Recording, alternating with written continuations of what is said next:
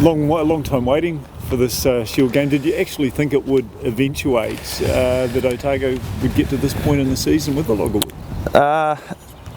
Results have gone our way, which is pretty exciting for all of us, but we're at the stage of the season now where whether the Shield's on the line or not, we've got to win, so, but having it on the line just adds a bit of spice to it. What's impressed you the most about Otago? Their outside backs. Watching that game last weekend, pretty electric, set up a lot of their points, so yeah, we know we've got a job to do there. And to that end, has that been a sort of big defensive focus for you back three this week? Yeah, we've got to limit the opportunities that we give those sort of guys. They've got some pretty razzly feet, and we know that if we give them time and space on the ball, that we saw last weekend what they can do. What's it like preparing for a Shield game? There are so many highs and extreme lows with it. It's kind of a bittersweet trophy because you're never going to hold it forever.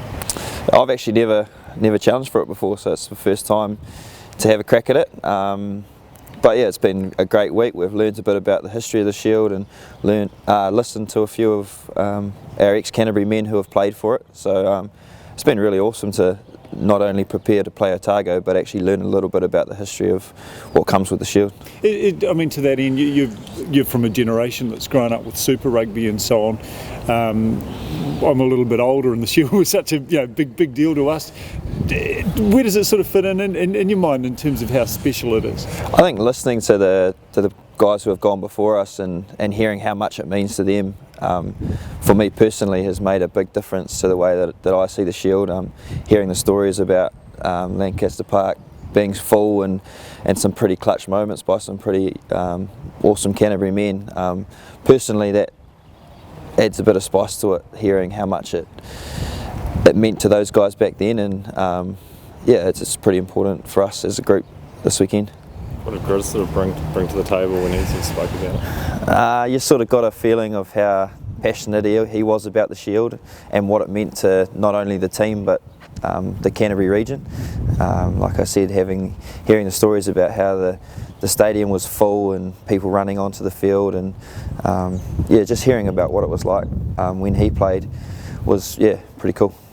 Joe just mentioned also Owen Franks, he's never challenged for the Shield, and there's plenty of excitement in his eyes. Can you see that?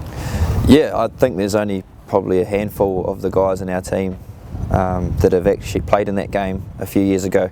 I was injured at the time, so I've never challenged for it. So, but hearing guys like Owie, who's he's a bit of a legend of New Zealand rugby, and just to think that he's never had a crack at it, but he gets the opportunity this weekend.